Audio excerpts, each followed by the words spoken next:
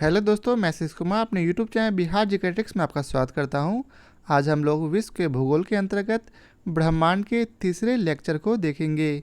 यदि आप लोगों ने अब तक हमारा चैनल बिहार जीकेट्रिक्स सब्सक्राइब नहीं किया है तो इसे सब्सक्राइब कर लें, साथ ही बेल आइकन को जरूर दबाएं। तो आइए वीडियो को स्टार्ट करते हैं।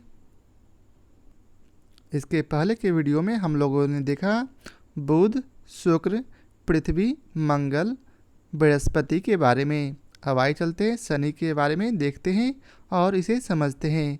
शनि सौर मंडल में बृहस्पति के बाद दूसरा सबसे बड़ा ग्रह है। इसके उपग्रहों की संख्या 82 है। सूर्य से दूरी के आधार पर यह सौरमंडल का छठा ग्रह है। शनि ग्रह का आयतन पृथ्वी के आयतन के 700 गुने से भी अधिक है। एक और पृथ्वी जहां सौरमंडल का सबसे सघन ग्रह है, वहीं शनि का घनत्व सबसे कम है। 7 अक्टूबर 2019 को अंतर्राष्ट्रीय खगोलीय संघ के माइनर प्लैनेट सेंटर द्वारा शनि के 20 नए उपग्रहों की खोज की गई। अमेरिका के वाशिंगटन डीसी स्थित कार्नेगी इंस्टीट्यूट फॉर साइंस के खगोलविद स्टॉक एस शेपर्ड के नेतृत्व में एक दल ने शनि की परिक्रमा कर रहे इन 20 नए उपग्रहों की खोज की है। हवाई द्वीप स्थित मोना किया नामक सुषुप्त ज्वालामुखी के ऊपर स्थापित दूरबीन की मदद से इन नए उपग्रहों की खोज की गई। शनि के नए खोजे गए उपग्रहों में से प्रत्येक का व्यास लगभग 5 किलोमीटर अर्थात 3 मील है। टाइटन शनि का सबसे बड़ा उपग्रह है, जिसका व्यास 5150 किलोमीटर है। शनि का दूसरा बड़ा उपग्रह रिया है, जिसका व्यास 1530 किलोमीटर है। ईओपेट्स, डियोटेथिस,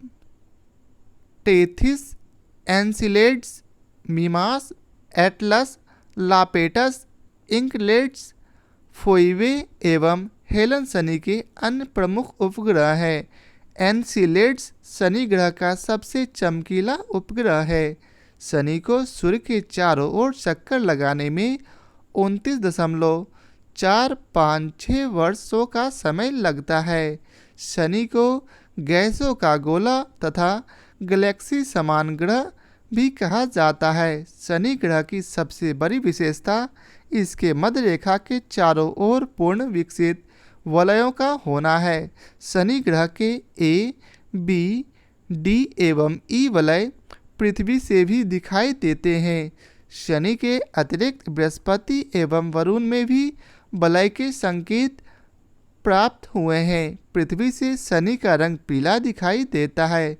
शनि ग्रह के दिन की अवधि 10.7 घंटा तथा इसके अक्ष का झुकाव 26.7 अंश है। शनि ग्रह का औसत तापमान -140 डिग्री सेल्सियस होता है।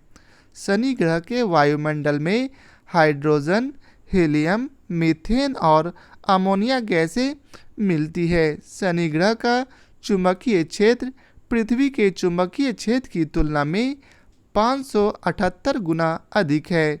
शनि ग्रह का फोबे नामक उपग्रह शनि की कक्षा में घूमने के विपरीत दिशा में परिक्रमा करता है। पायनियर, कैसिनी इत्यादि शनि के अन्वेषण हेतु भेजे गए यान हैं। कैसिनी यान 15 अक्टूबर 1997 को शनि ग्रह का चक्कर लगाने के लिए भेजा गया था। अब आइए चलते इसके प्रश्न कोश को देखते हैं। तो पहला प्रश्न है, शनि सूर्य के चारों ओर एक चक्कर लगाने में कितना समय लेता है? तो इसका उत्तर है सी अर्थात 29.5 वर्ष। शनि सूर्य के चारों ओर एक चक्कर लगाने में 29.456 वर्षों के बराबर समय लेता है। अतः निकटतम उत्तर के रूप में विकल्प सी सही उत्तर है।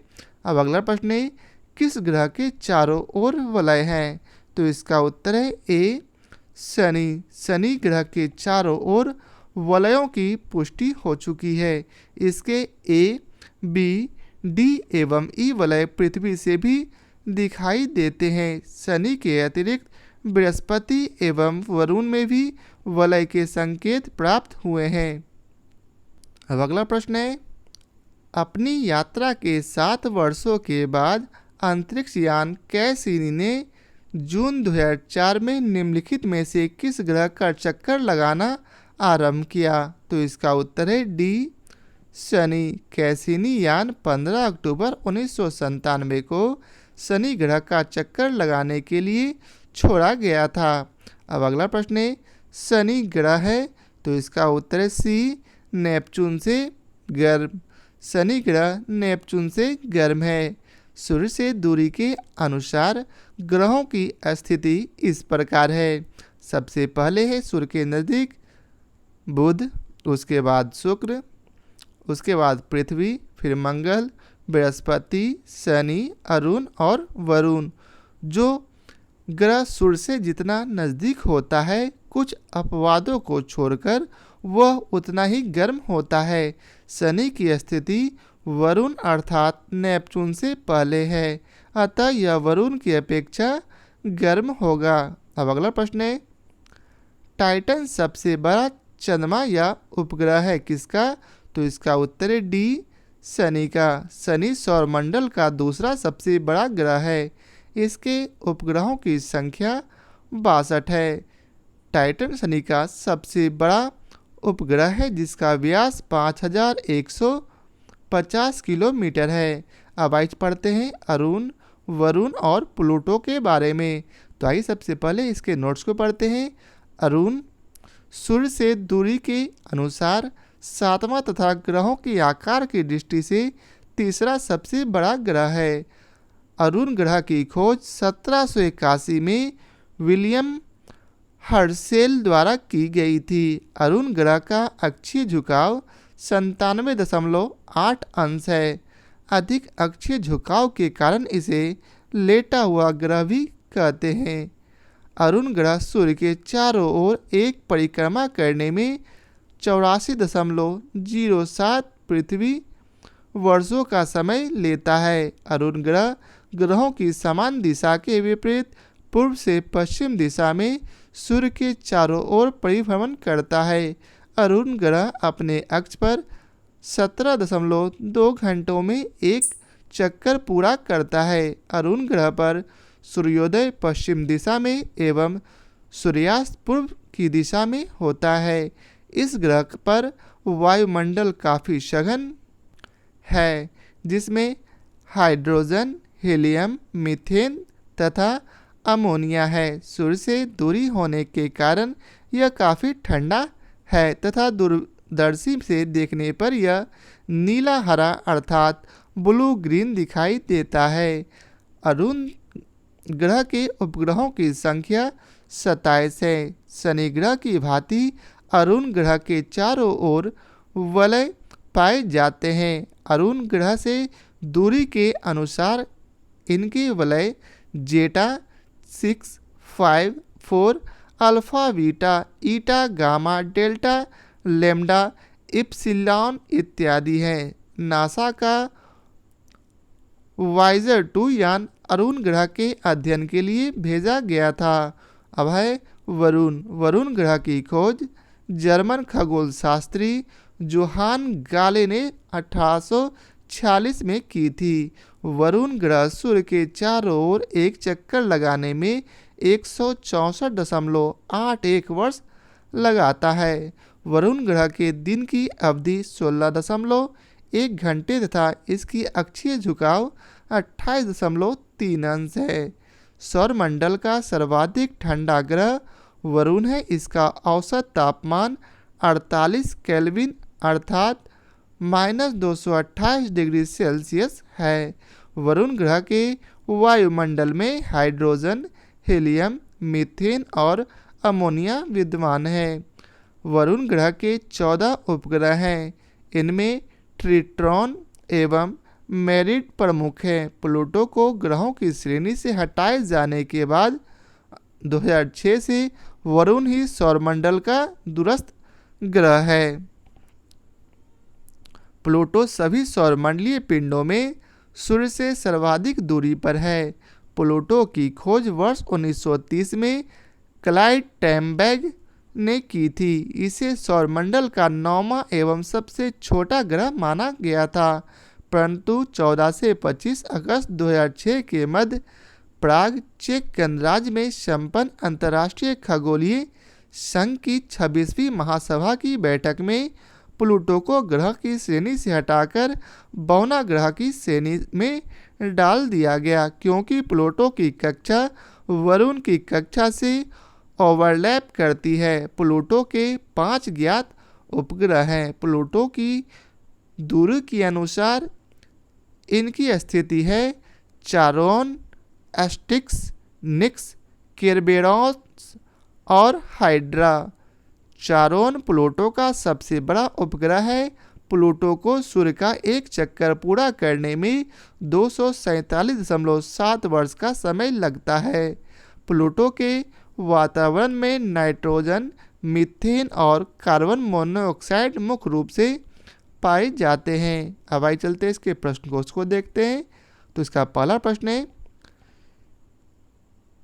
यूरेनस सूर्य के चारों ओर एक परिक्रमा में कितना समय लेता है? तो इसका उत्तर है ए 84 वर्ष। अरुण ग्रह सूर्य के चारों ओर एक परिक्रमा करने में 84.07 वर्षों का समय लेता है, जबकि अपने अक्ष पर 17.2 घंटे में एक चक्कर पूरा करता है। अब आइए चलते अगले प्रश्न पर। अगला प्रश्न है, वह दीर्घतम होता है कौन? तो इसका उत्तर है ए प्लूटो पर।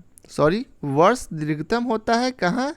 तो इसका उत्तर है ए प्लूटो पर। चूंकि प्लूटो सभी सौरमंडलीय पिंडों में सूर्य से सर्वाधिक दूरी पर है, अतः यह सूर्य का एक चक्कर पूरा करने में सबसे अधिक समय लगाता है।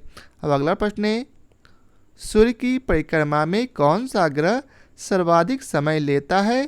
तो इसका उत्तर है डी प्लूटो। सूर्य की परिक्रमा करने में सर्वाधिक समय वरुण ग्रह लेता है। सूर्य की परिक्रमा करने में उपरोक्त ग्रहों का समय निम्नवर है, जहां आप देख सकते हैं कि बृहस्पति आपको 11.86 वर्ष लेता है, अरुण 84.07 वर्ष, वरुण 164.8 वर्ष और प्लूटो 247.7 वर्ष। उल्लेखनीय है कि प्लूटो वर्ष 2006 से ग्रहों की श्रेणी से हटा दिया गया है, अतः ग्रहों के संदर्भ में इस प्रश्न का उत्तर वर्तमान में वरुण होगा। प्रश्नकाल के दौरान प्लूटो को ग्रह माना जाता था, अतः प्रश्नकाल के दौरान विकल्प डी सही उत्तर था।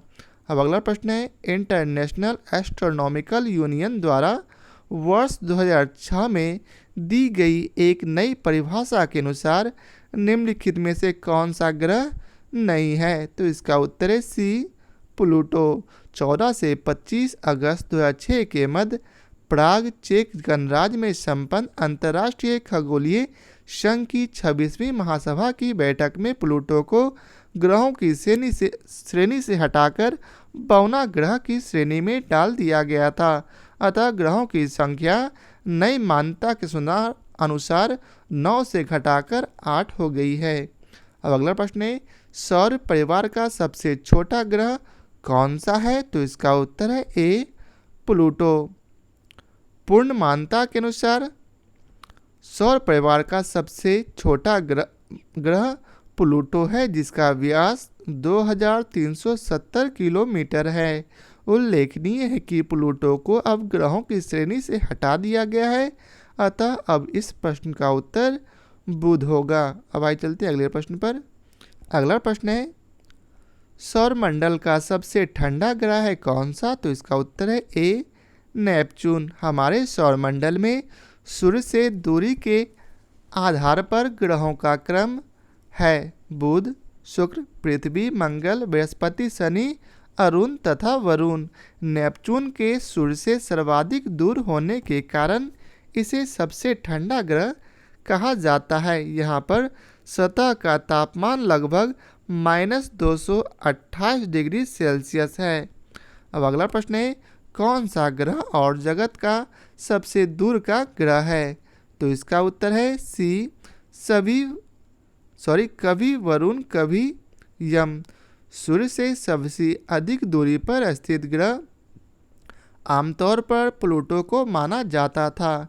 इसकी कक्षा नेपच्यून की कक्षा के अंदर स्थित होने के कारण कभी कभी नेपच्यून सौरमंडल का सबसे अधिक दूरी पर स्थित ग्रह हो जाता था। नेपच्यून वर्ष 1979 से लेकर 1999 तक सूर्य से सबसे अधिक दूरी पर था, लेकिन 11 फरवरी 1999 के पश्चात से अगले 228 वर्षों तक प्लूटो ही सूर्य से सबसे अधिक दूरी पर स्थित ग्रह रहेगा। वर्तमान में सूर्य से इसकी दूरी 5,913 मिलियन किलोमीटर है, जबकि नेपच्यून की 4,497.1 मिलियन किलोमीटर है।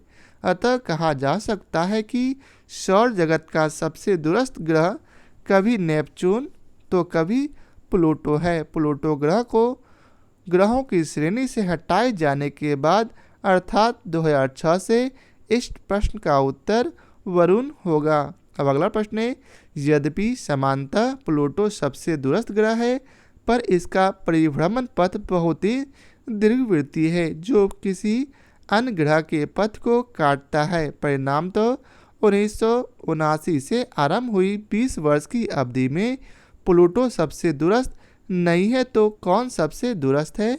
तो इसका उत्तर है डी, नेपच्यून।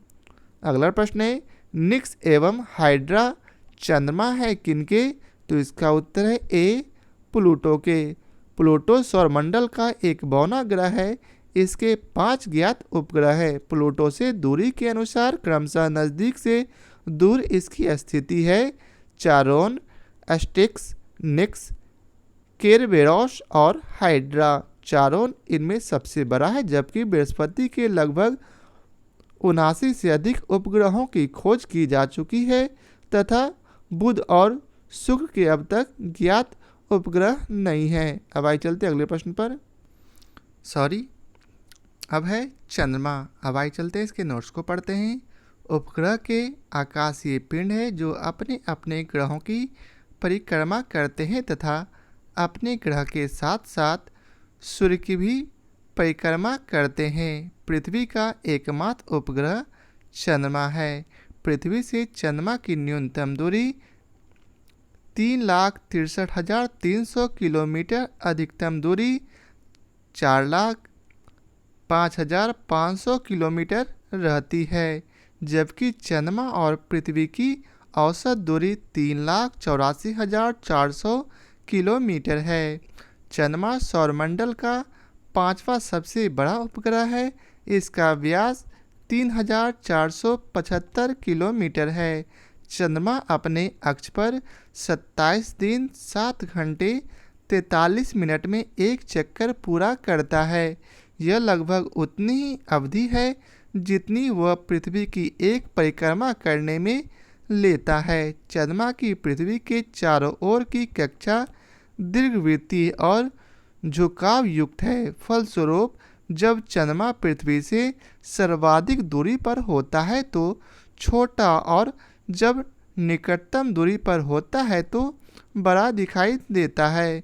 चंद्रमा के इसी लिबरेशन के कारण पृथ्वी की सतह से एक समय में उसका केवल 59% भाग ही देखा जा सकता है। अतः स्पष्ट है कि चंद्रमा का एक भाग सदैव पृथ्वी की ओर उन्मुख रहता है।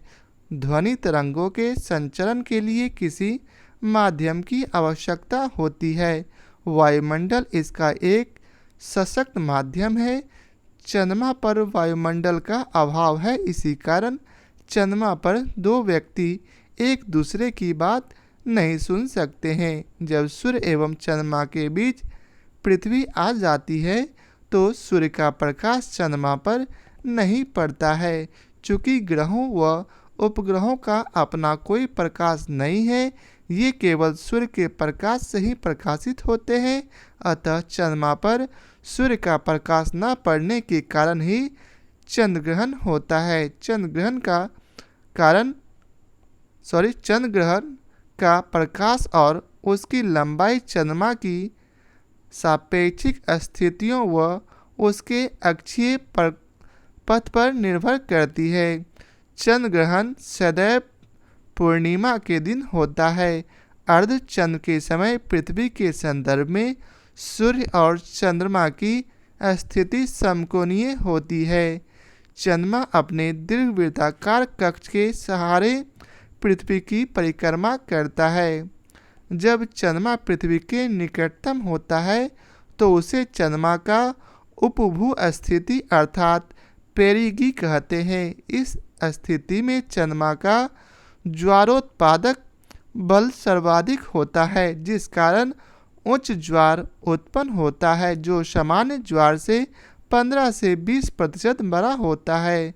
इसके विपरीत जब चंद्रमा पृथ्वी से अधिकतम दूरी पर स्थित होता है तो उसे अपभू स्थिति अर्थात एपोगी कहते हैं। इस समय चंद्रमा का ज्वारोत्पादक बल न्यूनतम होता है, जिस कारण लघु ज्वर उत्पन्न होता है, जो सामान्य ज्वर से 20% छोटा होता है।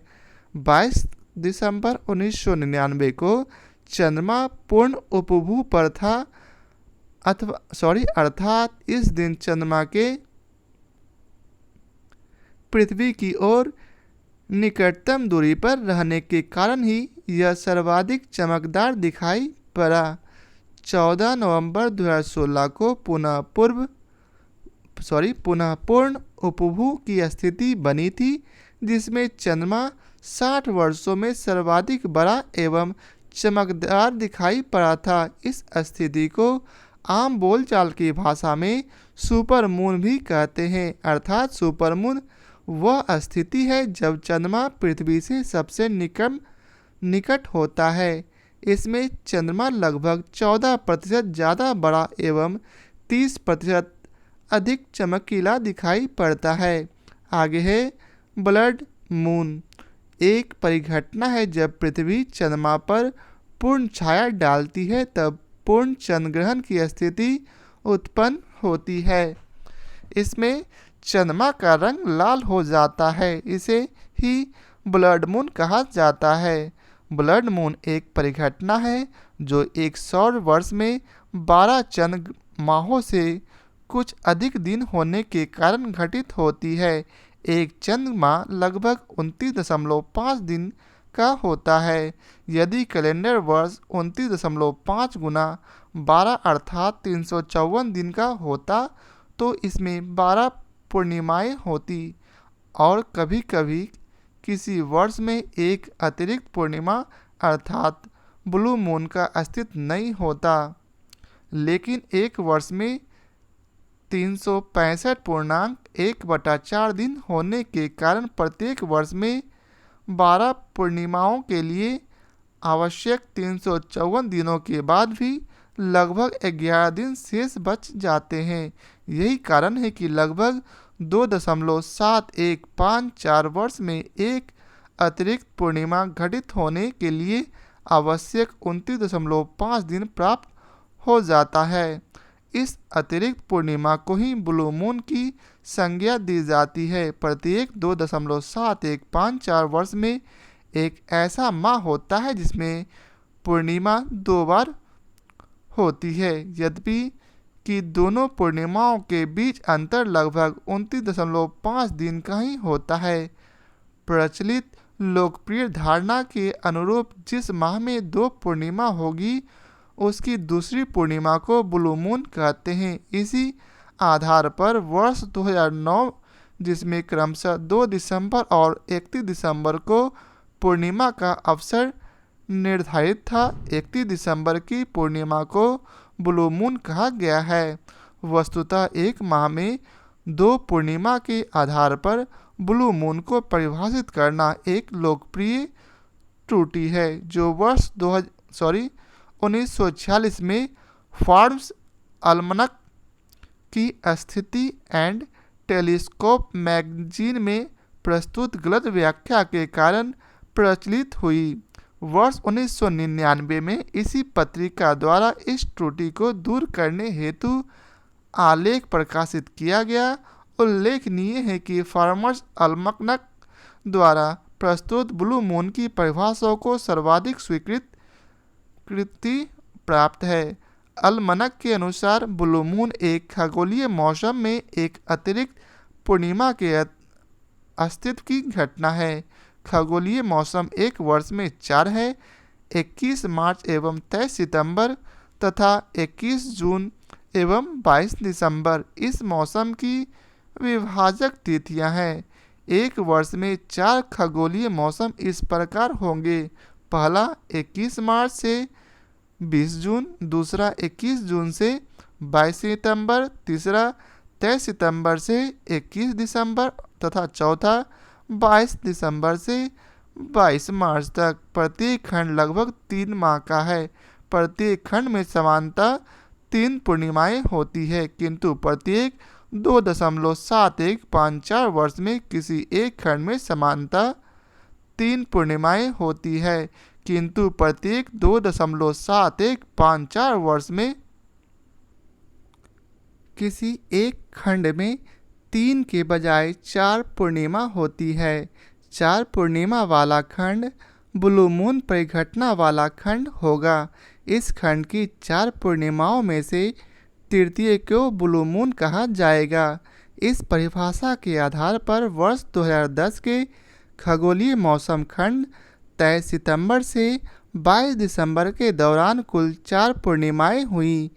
25 सितंबर, 24 अक्टूबर, 21 नवंबर एवं 20 दिसंबर को। 21 नवंबर 2010 को घटित तीसरी पूर्णिमा ब्लू मून थी। किसी ग्रह या उपग्रह पर किसी पिंड का भार उसके द्रव्यमान तथा उस ग्रह या उपग्रह के गुरुत्वीय त्वरण के गुणनफल के बराबर होता है।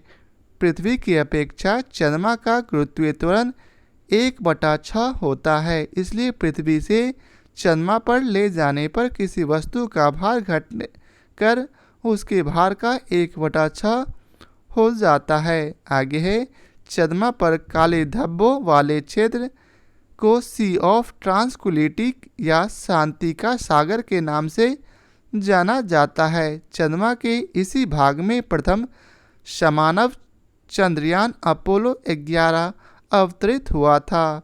मानव ने चंद्रमा पर पहला कदम 20 जुलाई 1969 को रखा था। अमेरिका के अपोलो 11 मिशन द्वारा भेजे गए 3 अंतरिक्ष यात्रियों में नील आर्मस्ट्रॉन्ग, माइकल कॉलिंस और एडविन एल्ड्रिन जूनी सम्मिलित थे, जिनमें से केवल नील आर्मस्ट्रॉन्ग और एडविन एल्ड्रिन ने चंद्र तल पर अपने कदम रखे।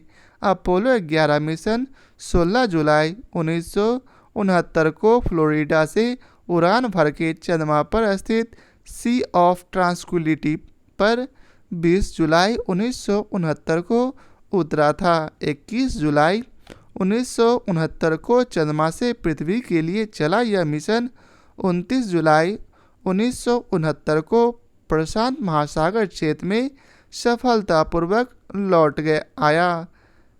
इस मिशन द्वारा चंद्रमा की सतह के 47 पाउंड वजन के पदार्थों को विश्लेषण के लिए पृथ्वी पर लाया गया था। भारत द्वारा 22 अक्टूबर 2008 को आंध्र प्रदेश के श्रीहरिकोटा स्थित सतीश धवन अंतरिक्ष केंद्र से ध्रुवीय उपग्रह परीक्षण PSLV C11 के माध्यम से पहले चंद्रयान प्रथम को प्रक्षेपित किया गया। 8 नवंबर 2008 को चंद्रयान प्रथम अपने 5वें और अंतिम चरण के बाद चंद्रमा की कक्षा में प्रवेश कर गया।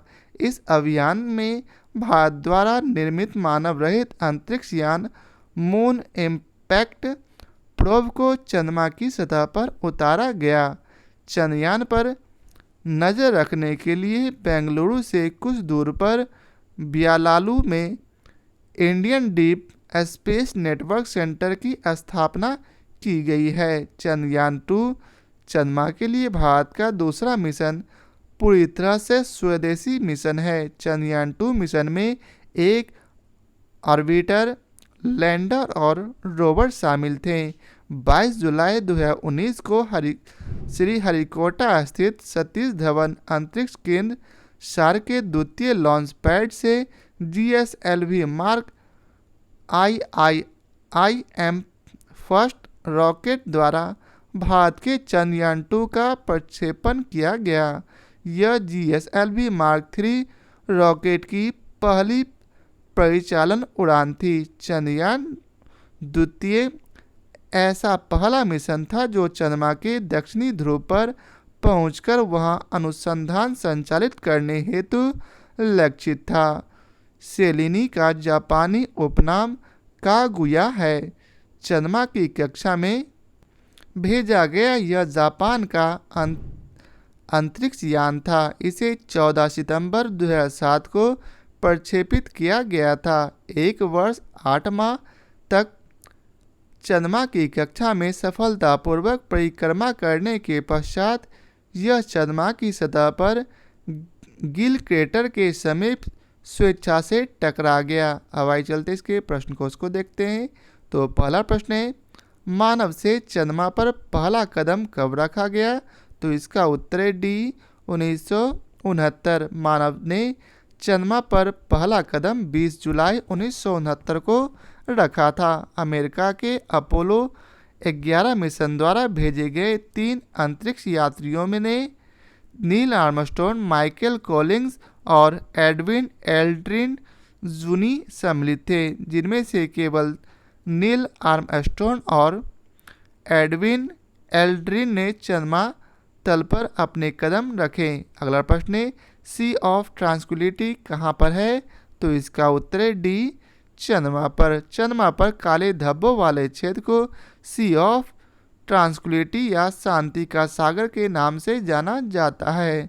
चंद्रमा के इसी भाग में प्रथम समानव चंद्रयान अपोलो 11 अवतरित हुआ था, जिससे नील आर्मस्ट्रॉन्ग तथा एडविन एल्ड्रिन ने चंद्रतल पर पदार्पण किया था।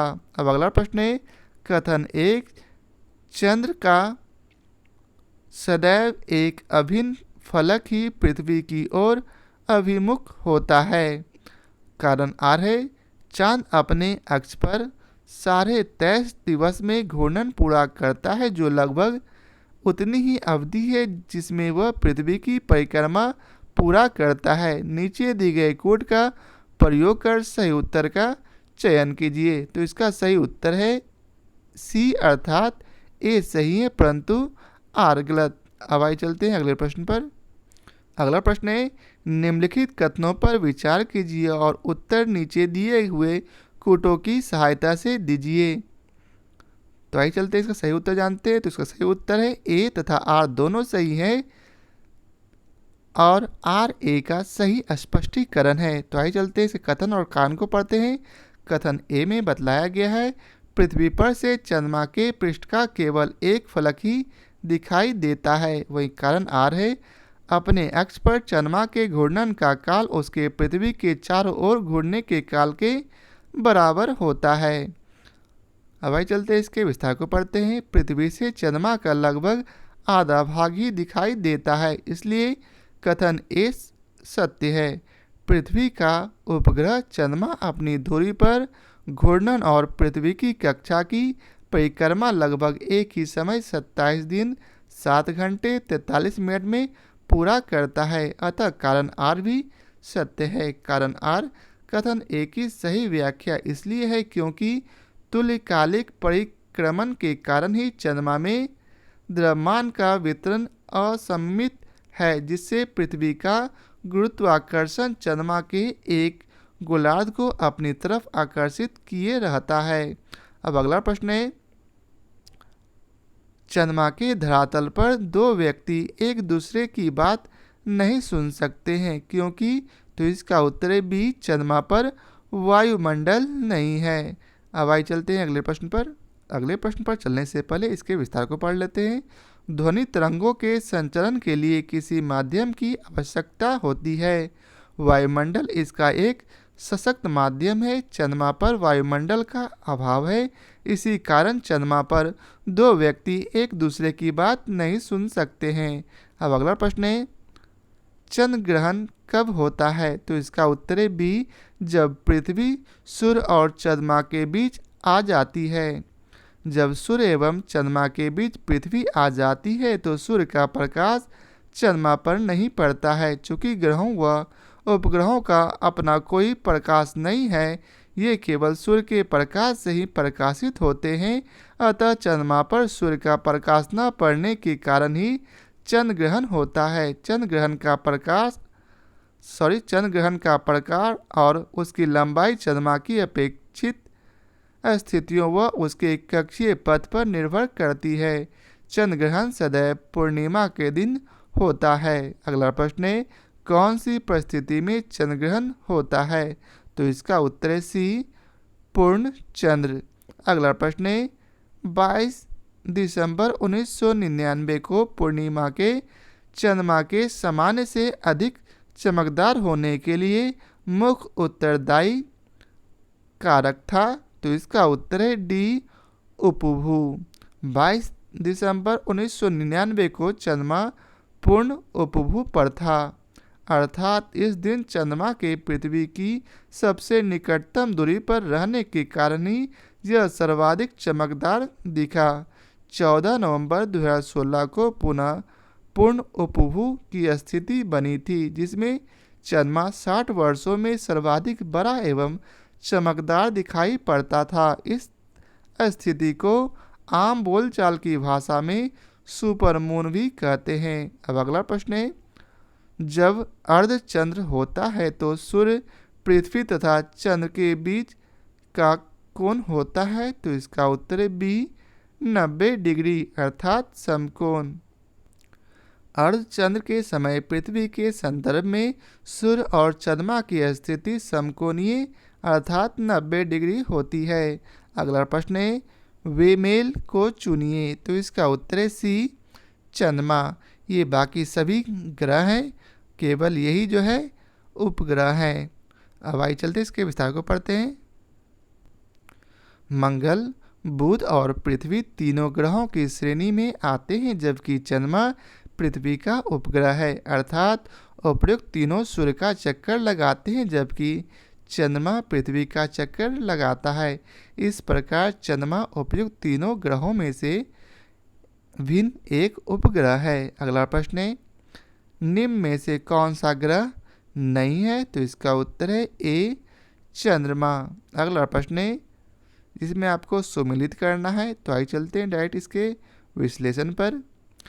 चंद्रमा पृथ्वी का एकमात्र उपग्रह है। यूरेनस अर्थात अरुण एक ग्रह है जो सूर्य से दूरी के अनुसार 7वां है। मैरिनर 9 मंगल ग्रह पर अन्वेषण के लिए 30 मई 1971 को नासा द्वारा छोड़ा गया यान है। हैली पुच्छल तारा है जो वर्ष 1835, 1910, 1984 और 1985 में पृथ्वी से दिखाई दिया। अब अगला प्रश्न है, ब्लू मून परिघटना होती है? तो इसका उत्तर है ए, अर्थात जब एक ही माह में 2 पूर्णिमा हो। तो जो बाद वाला पूर्णिमा है वो ब्लू मून कहलाता है।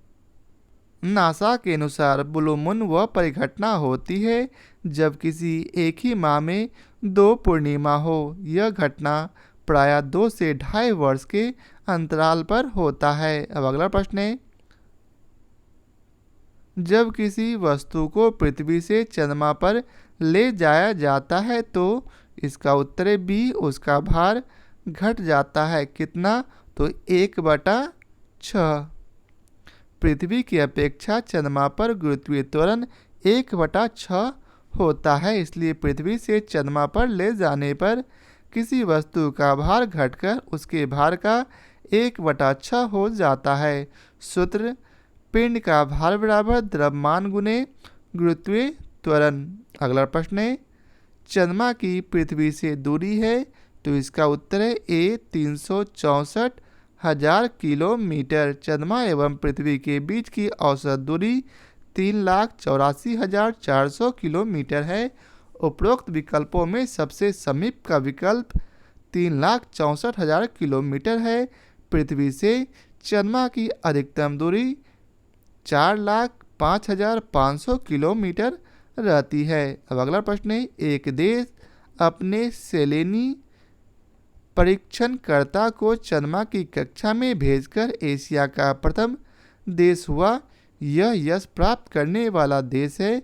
तो इसका उत्तर है ए जापान। सेलेनी का जापानी उपनाम कागुया है। चंद्रमा की कक्षा में भेजा गया यह जापान का अंतरिक्ष यान था। इसे 14 सितंबर 2007 को प्रक्षेपित किया गया था। अब आइए चलते अगले प्रश्न पर। तो अब है क्षुद्र ग्रह। तो आइए चलते इसके विस्तार को पढ़ते हैं। क्षुद्र ग्रह पथरीले और धातुओं के एक ऐसे पिंड है जो सूर्य की परिक्रमा करते हैं। अधिकांश क्षुद्र ग्रह बृहस्पति और मंगल के बीच की एक पट्टी में स्थित है, जिसे आप यहाँ देख सकते हैं। आगे है, सभी क्षुद्र ग्रह अनियमित आकार के होते हैं। मंगल और बृहस्पति की कक्षाओं के बीच सूर्य के चारों ओर क्षुद्र ग्रह परिक्रमारत हैं। अधिकांश क्षुद्र ग्रह छोटे हैं, किंतु कुछ का व्यास 530 किलोमीटर तक बड़ा है। सौरमंडल में अवस्थितियों के अनुसार क्षुद्र ग्रहों के श्रेणीबद्ध किया जाता है। मुख्य पेटी, इसमें सूर्य से 2 से 4 खगोलीय इकाइयों की दूरी पर मंगल और बृहस्पति ग्रहों के बीच स्थित चट्टानी टुकड़े होते हैं। इस समूह के प्रमुख क्षुद्र ग्रह हंगेरिया, फ्लोरा, फोकिया, कोरोनिस, इयोस, थेमिस, सिबेले और हिल्डा है। पृथ्वी के निकट के क्षुद्र ग्रह 3 मुख्य कक्षाओं में होते हैं, आमोर, अपोलो एवं एटेन प्रमुख। वहीं ट्रांजन्स, यह बृहस्पति के लैग्रेंज बिंदु के समीप स्थित है। इस पेटी के कुल 100 क्षुद्र ग्रहों को पहचाना जा चुका है। आगे है, इटली की खगोल शास्त्री पियाजे ने क्षुद्र ग्रह सीरस की खोज की थी। पलास, जूनो तथा पेस्टा अन्य बड़े क्षुद्र ग्रह हैं। 23 सितंबर 2019 को अंतर्राष्ट्रीय खगोलीय संघ द्वारा वर्ष 2006 में खोजे गए एक क्षुद्र ग्रह को अब प्रसिद्ध भारतीय शास्त्रीय गायक पंडित जसराज के नाम से जाना जाता है। तो अब है इसके प्रश्न कोश।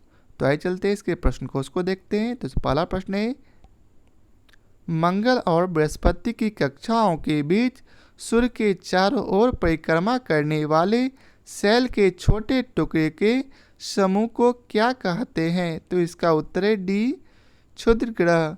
मंगल और बृहस्पति की कक्षाओं के बीच सूर्य के चारों ओर क्षुद्र ग्रह परिक्रमारत हैं। अधिकांश क्षुद्र ग्रह छोटे हैं, किंतु कुछ का व्यास 1000 किलोमीटर तक बड़ा है।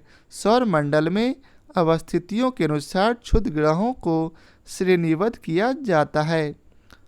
मुख्य पेटी, इसमें सूर्य से 2 से 4 खगोलीय इकाइयों की दूरी पर मंगल और बृहस्पति ग्रहों के बीच स्थित चट्टानी टुकड़े होते हैं। इस समूह के प्रमुख क्षुद्र ग्रह हंगेरिया, फ्लोरा, फोकिया, कोरोनिस, इयोस, थेमिस, सिबेले और हिल्डा है। पृथ्वी के निकट के क्षुद्र ग्रह हैं।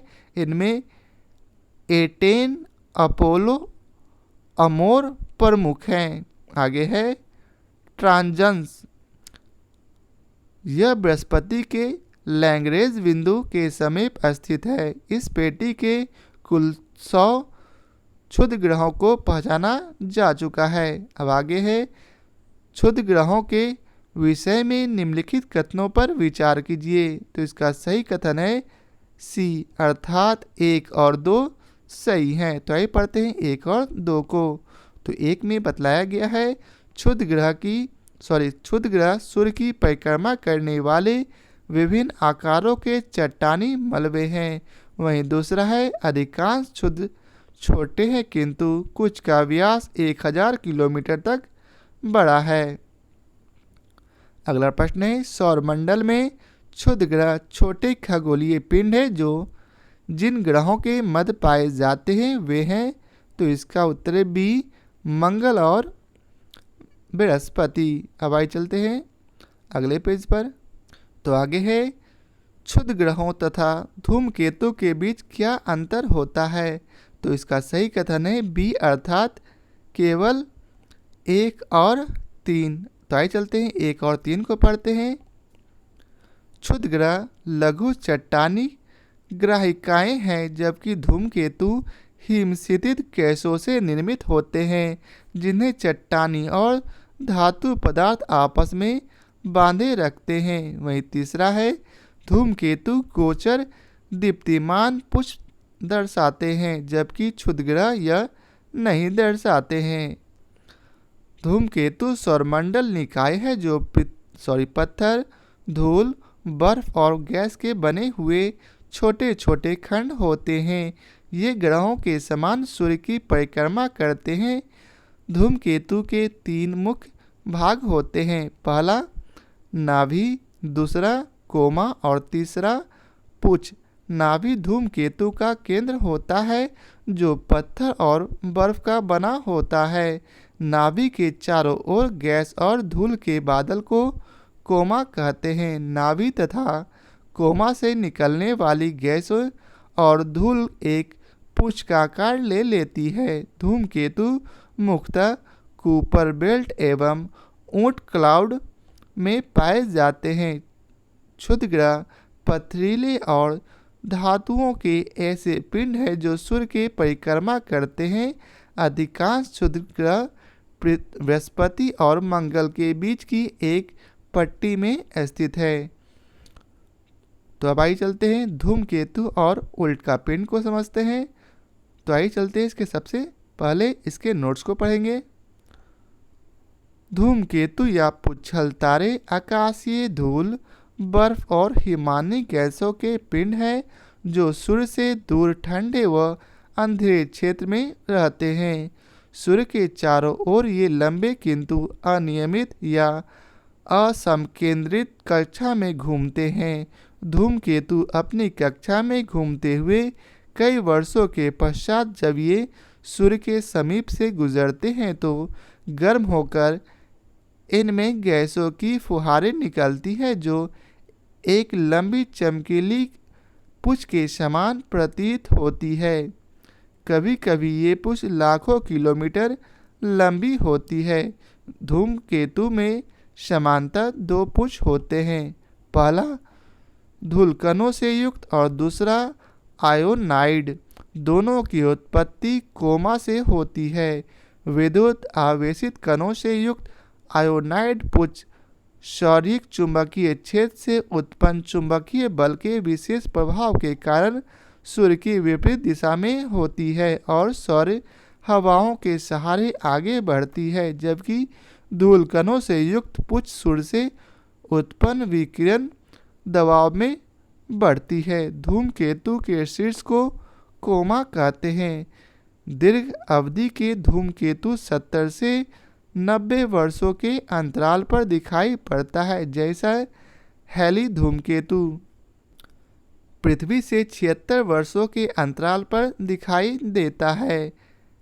हेल-बॉप पुच्छल तारा धूमकेतु है जो 23 जुलाई 1995 को बृहस्पति की कक्षा के बाहर चमक रहा था। इसकी खोज एलन हेल और थॉमस बॉप ने किया था। दोनों खोजकर्ताओं के नाम के अंतिम शब्दों हेल और बॉप को मिलाकर इस पुच्छ तारे का नामकरण किया गया है। यह पुच्छ तारा हेली की अपेक्षा चमक में 1000 गुना अधिक था, जबकि दोनों की दूरियां लगभग समान है। धूमकेतु शूमेकर लेविनाइन की खोज मार्च 1993 में कैलिफोर्निया स्थित पॉलीमर वेधशाला के वैज्ञानिक यूगेन एवं कैरोलिन शूमेकर तथा कनाडा के डेविड लेवी द्वारा की गई थी।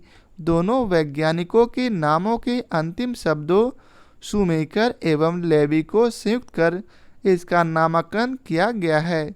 ब्रह्मांड में विचरण करता यह धूमकेतु जैसे ही सौरमंडल के सबसे बड़े बृहस्पति के आकर्षण क्षेत्र में आया। 16 से 22 जुलाई 1994 के मध्य बृहस्पति से टकरा गया। इस टक्कर से बृहस्पति ग्रह को कोई नुकसान नहीं हुआ। सौरमंडल के दो घटकों के बीच देखी जाने वाली यह पहली टक्कर थी। 67वीं चुर्योमोर गेरासिमोका नामक धूमकेतु के विस्तृत अध्ययन हेतु रोसेटा रोबोटिक मिशन को 2 मार्च 2004 को एरियन 5G+ रॉकेट द्वारा फ्रेंच गुयाना के कौरू स्थित प्रक्षेपण केंद्र से प्रक्षेपित किया गया था। अब आगे है उल्का। उल्का अंतरिक्ष में तीव्र गति से घूमते हुए अत्यंत सूक्ष्म ब्रह्मांडीय कण है। ये आकाश में प्रकाश की चमकती हुई चमकीली लकीर सदृश होती है, जिन्हें टूटने वाला तारा भी कहा जाता है। पृथ्वी के वायुमंडल में प्रवेश करते ही घर्षण से यह चमकने लगते हैं और पृथ्वी पर पहुंचने से पूर्व भी समानता जलकर राख हो जाते हैं, जिन्हें उल्कास्म कहते हैं। परंतु कुछ पिंड वायुमंडल के घर्षण से पूर्णतः जल नहीं पाते और चट्टानों के रूप में पृथ्वी पर आ गिरते हैं, जिन्हें उल्कापिंड कहते हैं। अब आइए चलते हैं इसके प्रश्न को उसको पढ़ते हैं। तो पहला प्रश्न है धूमकेतु की पुच्छ सूर्य से परे दृष्ट होती है क्योंकि? तो इसका उत्तर है सी, अर्थात सूर्य द्वारा उत्सर्जित विकिरण धूमकेतु पर वैज दाब डालता है, जिससे उसकी पुच्छ सूर्य से दूर क्षिप्त हो जाती है। धूमकेतु में समानतः 2 पुच्छ होते हैं। पहला धूम कणों से युक्त और दूसरा आयोनाइड। दोनों की उत्पत्ति कोमा से होती है। विद्युत आवेशित कणों से युक्त आयोनाइड पुच्छ सौरिक चुंबकीय क्षेत्र से उत्पन्न चुंबकीय बल के विशेष प्रभाव के कारण सूर्य की विपरीत दिशा में होती है और सौर्य हवाओं के सहारे आगे बढ़ती है, जबकि धूलकणों से युक्त पुच्छ सूर्य से उत्पन्न विकिरण दबाव से आगे बढ़ती है। अतः विकल्प सी सही उत्तर है। अगला प्रश्न है हेल-बोप किसका नाम है? तो इसका उत्तर है ए, पुच्छल तारा। हेल-बोप पुच्छल तारा अर्थात धूमकेतु है जो 23 जुलाई 1995 को बृहस्पति की कक्षा के बाहर चमक रहा था। इसकी खोज एलन हेल और थॉमस बोप ने किया था। अब अगला प्रश्न है शूमेकर लेवी 9 धूमकेतु किस ग्रह से टकराया था? तो इसका उत्तर है सी, बृहस्पति। धूमकेतु शूमेकर लेवी 9 की खोज मार्च 1993 में कैलिफोर्निया स्थित पॉलीमर वेधशाला के वैज्ञानिक यूगेन एवं कैरोलिन शूमेकर तथा कनाडा के डेविड लेवी द्वारा किया गया था। ब्रह्मांड में विचरण करता हुआ यह धूमकेतु जैसे ही सौरमंडल के सबसे बड़े ग्रह बृहस्पति के आकर्षण क्षेत्र में आया, 16 से 22 जुलाई 1994 के मध्य बृहस्पति से टकरा गया। इस टक्कर से बृहस्पति ग्रह को कोई नुकसान नहीं हुआ। सौरमंडल के 2 घटकों के बीच देखी जाने वाली यह पहली टक्कर थी। अब अगला प्रश्न है उल्का क्या है? तो इसका उत्तर बी, बाह्य अंतरिक्ष से पृथ्वी के वायुमंडल में प्रविष्ट हुए द्रव का अंश। उल्का आकाश में प्रकाश की चमकती हुई चमकीली लकीर सदृश होते हैं, जिन्हें टूटने वाला तारा भी कहा जाता है। पृथ्वी के वायुमंडल में प्रवेश करते ही घर्षण से ये चमकने लगते हैं और पृथ्वी पर पहुंचने से पूर्व ही समानतः जलकर राख हो जाते हैं। तो यह आज के अर्थात ब्रह्मांड चैप्टर का आखिरी प्रश्न था। आशा करता हूँ आप लोगों को हमारा यह वीडियो पसंद आया हो। यदि आप लोगों को हमारा यह वीडियो पसंद आया हो तो इसे लाइक और शेयर जरूर करें। फिर मिलते हैं नए चैप्टर पृथ्वी के साथ। आज के लिए बहुत बहुत धन्यवाद।